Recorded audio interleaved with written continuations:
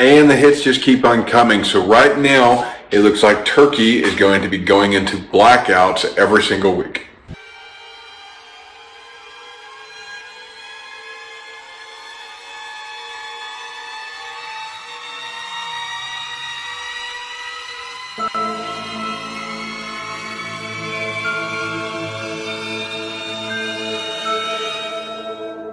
Now, a rare snowstorm has blanketed swathes of the eastern Mediterranean, causing blackouts and traffic havoc. Europe's busiest airport in Istanbul has been shut down.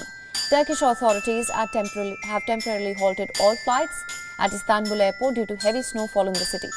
Istanbul airport serviced more than 37 million passengers last year. It was one of the world's most important air hubs.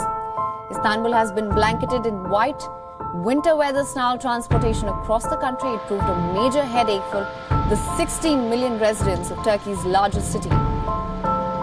Cars plowed into each other, skidding down steep highways, turned into parking lots. The heavy snowfall also halted some of Istanbul's ferry services, shut some roads as well. Shopping malls closed early, food delivery services were shut down.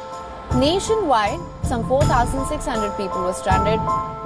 More than 6,700 were taken to shelters, while thousands of containers of food supplies were delivered to those in need.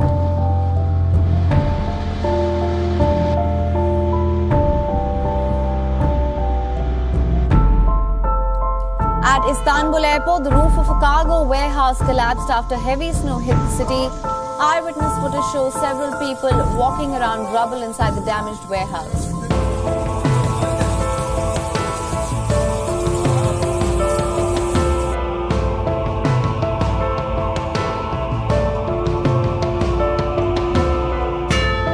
Istanbul mayor said that the snowfall would ease the dry conditions. The capacity of dams has dwindled to multi-year lows since summer, and the snow is expected to raise water levels in dams to 70%.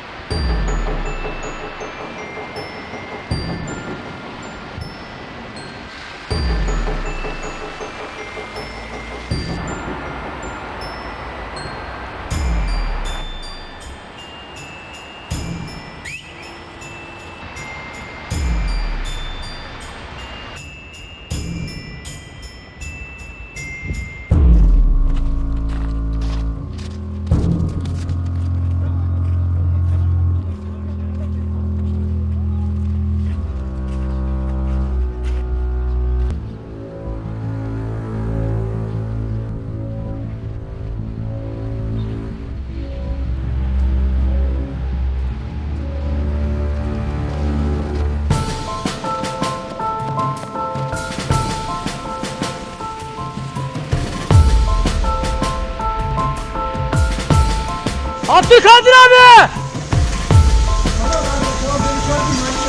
İnsan var mı? İnsan var mı? Kenara. Haydi.